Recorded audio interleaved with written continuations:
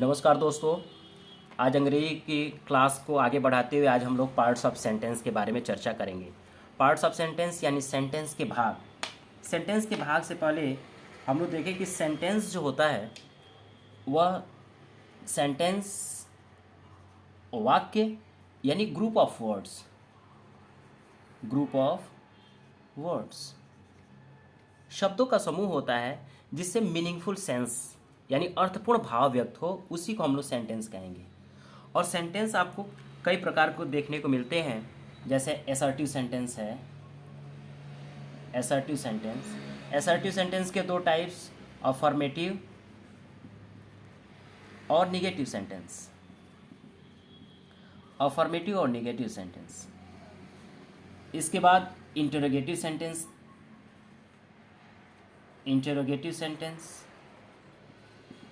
Imperative sentence और exclamatory sentence.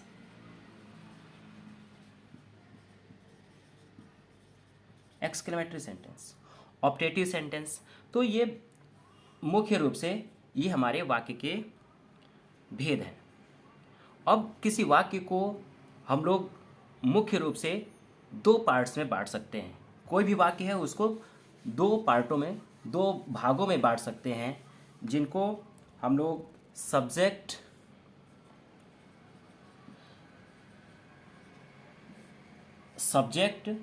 और predicate के नाम से जानते हैं। सब्जेक्ट और प्रेडिकेट।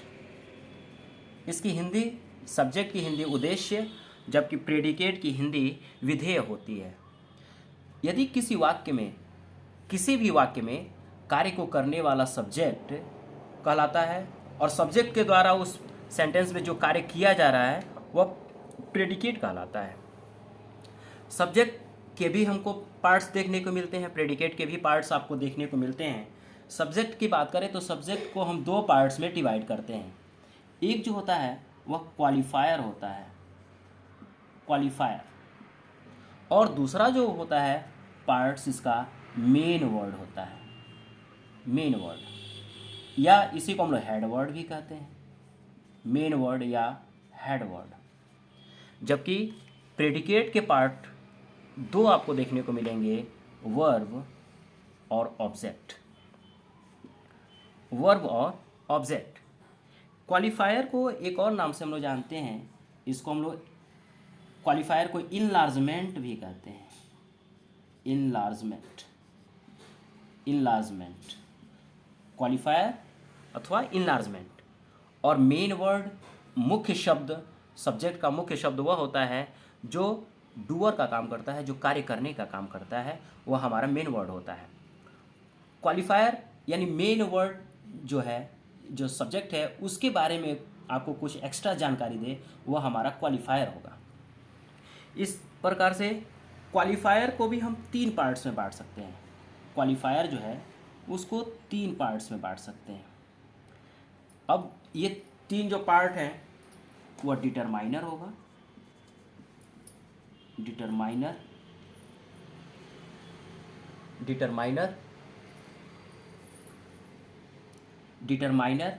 इसको इनलार्जमेंट डिटरमाइनर। दूसरा इसका जो पार्ट होगा वह एडजेक्टिव होगा, और तीसरा जो पार्ट होगा वह एडजेक्टिव फ्रेज। जबकि जो हमारा ऑब्जेक्ट है इसके भी दो पार्ट होंगे। एक जो होगा डायरेक्ट ऑब्जेक्ट,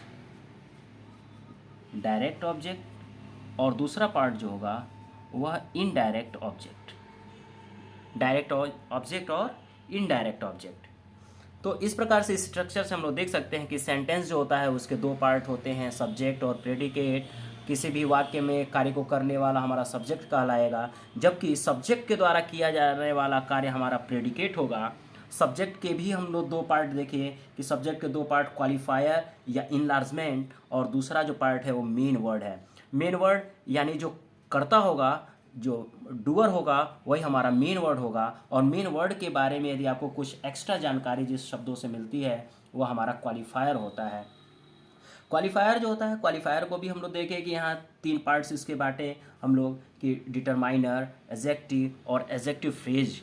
इसके आधार पर हम लोग और आगे समझेंगे कि कैसे किसको हम क्वालिफायर कहेंगे, किसको डिटरमाइनर, किसको एडजेक्टिव, कौन सा एडजेक्टिव फ्रेज है, इसके बारे में हम लोग आगे देखते हैं।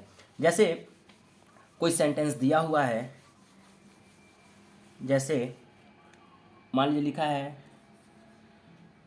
रमन रीड्स, रमन रीड्स, रमन पढ़ता है।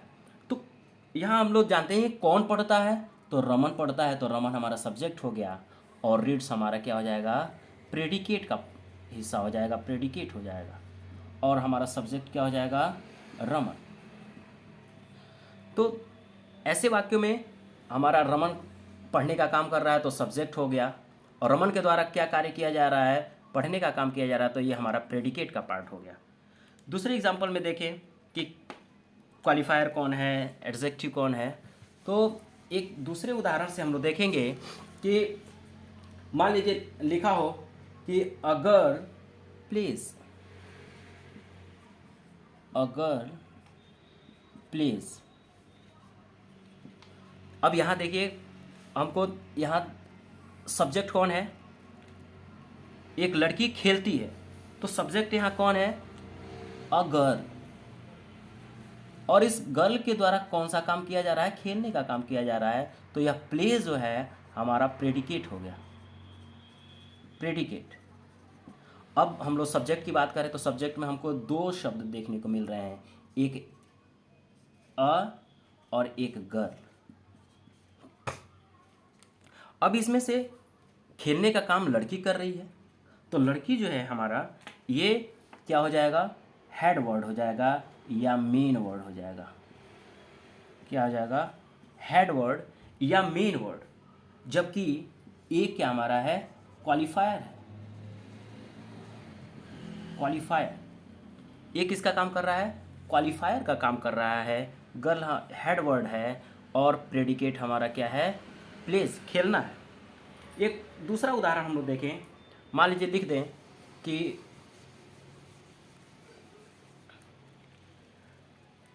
an old man cried, an old man cried। अब यहाँ से an old man cried हमारा जो कौन चिल्लाया, तो कहेंगे कि एक बूढ़ा आदमी, एक वृद्ध आदमी। तो यहाँ से हमारा जो an old man है यह पूरा हमारा सब्जेक्ट का पार्ट होगा, पूरा क्या होगा, सब्जेक्ट का पार्ट होगा। तो इसको हम लोग सब्जेक्ट कहेंगे। और क्राइड जो है यह वर्ब है, यह हमारा किसका हिस्सा है, प्रेडिकेट का हिस्सा है। अब यहाँ सब्जेक्ट में 3 पार्ट्स आपको देखने को मिल रहे हैं, इसमें 3 पार्ट्स आपको देखने को मिल रहे हैं, ए एन, ओल्ड और मैन, एन, ओल्ड और मैन।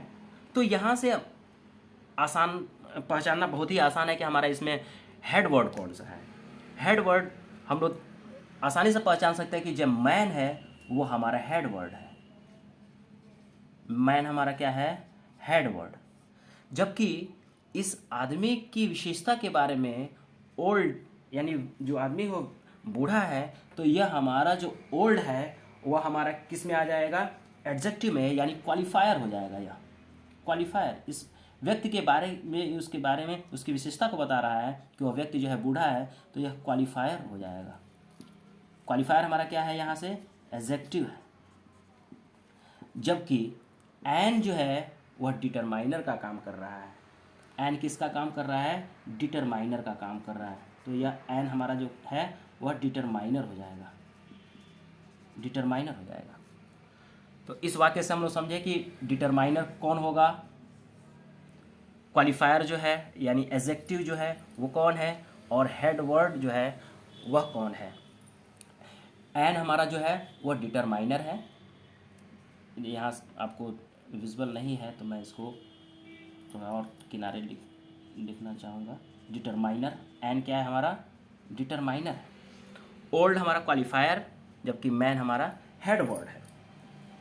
यहाँ पर ध्यान देने वाली बात है कि जो हेड वर्ड है, मेन वर्ड, उसकी व्याख्या दो शब्दों के द्वारा हो रही है, एन और ओल्ड।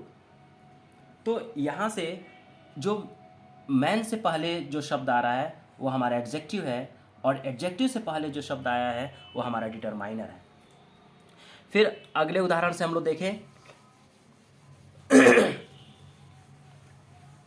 एक और उदाहरण हम लोग देखें। मान लीजिए कह दें कि his Elder brother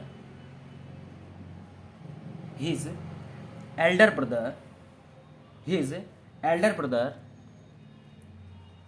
in Kanpur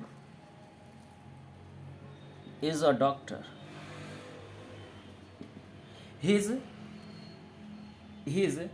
elder brother in Kanpur is a doctor, यानी उसका बड़ा भाई जो कानपुर में रहता है वो क्या है, डॉक्टर है। तो यहाँ से यदि सब्जेक्ट की पहचान करनी हो तो हम पूछें कि कौन, तो हम कहें कि हिज एल्डर ब्रदर।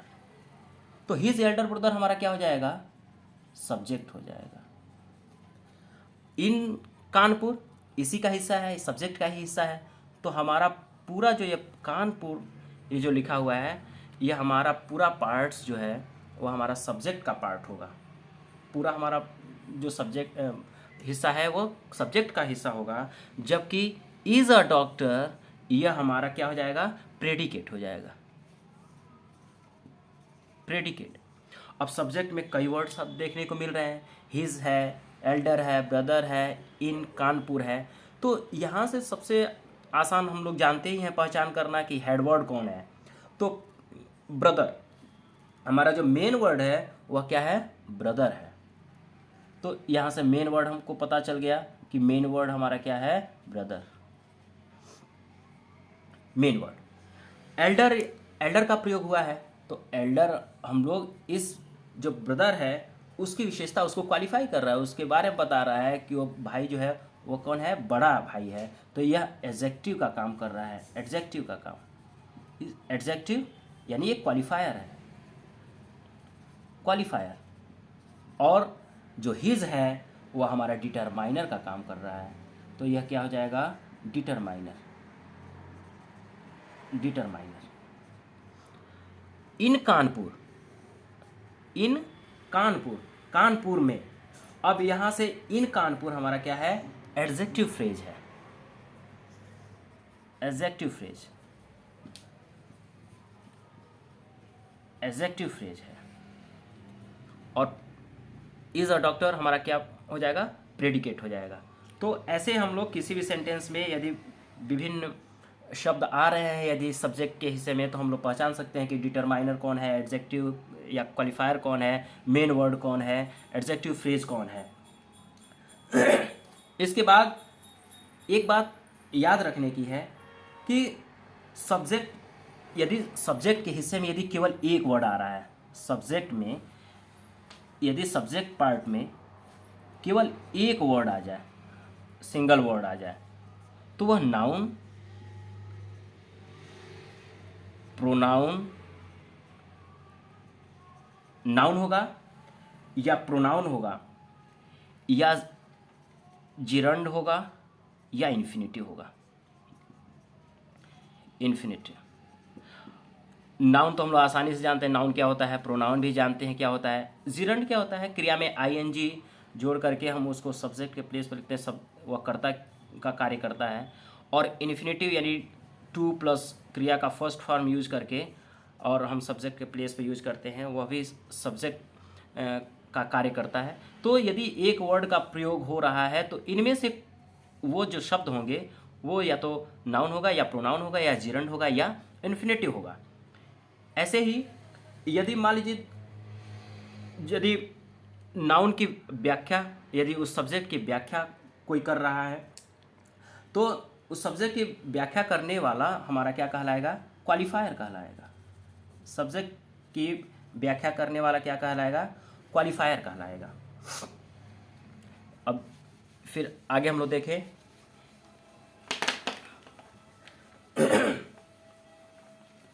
एक एग्जांपल हम लोग देखते हैं कि नाउन तो हम लोग जानते हैं, नाउन को हम सब्जेक्ट के प्लेस पर लिखा है तो नाउन हम पहचानना जानते हैं। प्रोनाउन यदि ही शी दे का प्रयोग हुआ है तो प्रोनाउन। यदि जिरंड क्या होता है, जिरंड, इसके बारे में थोड़ा सा हम लोग देखें। क्रिया का फर्स्ट फॉर्म, यानी क्रिया में आईएनजी हम लोग जोड़ दें, क्रिया में आईएनजी जोड़ दें और वह सब्जेक्ट का कार्य करे। जैसे मान लीजिए हम कह दें कि स्विमिंग, स्विमिंग, स्विमिंग मतलब स्विम, क्रिया में आईएनजी जोड़ दिया, swimming is a good exercise, swimming is a good exercise, good exercise. तैरना एक अच्छा व्यायाम है, कसरत है, एक्सरसाइज है। तो स्विमिंग जो है यहाँ सब्जेक्ट का काम कर रहा है, और यह क्या है, स्विमिंग जिरंड है, और जिरंड यह किस रूप में है, सब्जेक्ट के रूप में। तो यह स्विमिंग हमारा क्या हो जाएगा, सब्जेक्ट, बाकी हिस्सा हमारा क्या हो जाएगा, predicate, predicate. Smoking is injurious to health, ऐसे एग्जाम्पल आते हैं जो क्रिया में आईएनजी जोड़ करके हम सब्जेक्ट के प्लेस पर लिखते हैं, सब्जेक्ट का कार्य करते हैं, उन्हें हम जिरंड कहते हैं। एक उदाहरण हम लोग इन्फिनेटिव का लें, जैसे इस इन्फिनेटिव में जैसे कह दें कि to obey, to obey, to obey our, to obey our teachers, to obey our teachers is our duty, is our duty. To obey, to obey our teachers is our duty. शिक्षकों का सम्मान करना, उनका आदर करना हमारा कर्तव्य है। तो यहाँ सब्जेक्ट यदि हम लोग देखें तो यहाँ पर टू ओबे, यहाँ क्रिया के साथ हम लोग किसका प्रयोग कर रहे हैं, टू का प्रयोग कर रहे हैं, तो यानी ये इन्फिनेटिव का काम हुआ। यदि क्रिया के पहले हम लोग टू का प्रयोग कर दें तो वह किसका काम करेगा, इन्फिनेटिव का काम करेगा। तो यहाँ हमारा जो सब्जेक्ट है, जो मेन वर्ड है, वो हमारा क्या है, इन्फिनेटिव, टू ओबे। और जो आवर टीचर्स, यह जो पार्ट्स है, यह हमारा मॉडिफायर है। क्या है, मॉडिफायर या ऑब्जेक्ट, मॉडिफायर या ऑब्जेक्ट, ऑब्जेक्ट, मॉडिफायर या ऑब्जेक्ट। जबकि यह पूरा हिस्सा हमारा क्या हो जाएगा, प्रेडिकेट का हो जाएगा, प्रेडिकेट, प्रेडिकेट। तो इस प्रकार से हम लोग देखें कि सब्जेक्ट के कितने पार्ट्स हैं, सब्जेक्ट कैसे, कोई वर्ड सब्जेक्ट में किस रोल में उसका प्रयोग हो रहा है, यह हेड वर्ड है या जिरंड है या क्वालिफायर है या एडजेक्टिव है या एडजेक्टिव फ्रेज है। ठीक उसी प्रकार से हम लोग प्रेडिकेट के बारे में देखें कि मान लीजिए प्रेडिकेट में कोई सेंटेंस दिया हुआ है कि Mahesh is writing, Mahesh is writing a letter to his father, to his father। तो हमारा जो सब्जेक्ट का पार्ट है वो तो महेश हो गया, सब्जेक्ट हमारा क्या हो जाएगा, महेश। बाकी जो हिस्सा है हमारा यह प्रेडिकेट का हिस्सा है, प्रेडिकेट। अब प्रेडिकेट में कई पार्ट्स आए हैं। राइटिंग, यह हमारा क्या हो जाएगा, वर्ब, राइटिंग क्या हो जाएगा, वर्ब हो जाएगा। और a letter to his father, यह ऑब्जेक्ट हो जाएगा, क्या हो जाएगा, ऑब्जेक्ट। और यह ऑब्जेक्ट में भी हम लोग देख रहे हैं कि दो ऑब्जेक्ट हमको देखने को मिल रहे हैं, एक डायरेक्ट ऑब्जेक्ट और दूसरा indirect object, indirect object. Direct object यानी राइटिंग, लिखने का काम हम पत्र का कर रहे हैं, लिखने का प्रभाव जो है, राइटिंग का प्रभाव हमारा लेटर पर पड़ रहा है, इसलिए डायरेक्ट ऑब्जेक्ट हमारा क्या हो जाएगा, अ लेटर। जबकि इनडायरेक्ट ऑब्जेक्ट क्या हो जाएगा, to his father, to his father, to his father. तो इस वीडियो में हमने देखा कि सब्जेक्ट सेंटेंस के पार्ट देखे हम लोग कि सब्जेक्ट और प्रेडिकेट दो पार्ट इसके। सब्जेक्ट के भी पार्ट्स हम लोगों ने देखा कि डिटरमाइनर है, मेन वर्ड है, हेड वर्ड है, और इनलार्जमेंट है, क्वालिफायर है, एडजेक्टिव फ्रेज है। और प्रेडिकेट के भी पार्ट देखे, वर्ब है, ऑब्जेक्ट के भी दो पार्ट, हम डायरेक्ट ऑब्जेक्ट, इनडायरेक्ट ऑब्जेक्ट। इस प्रकार से हम लोग देखते हैं कि जो प्रेडिकेट है उसका एक पार्ट कॉम्प्लीमेंट भी होता है।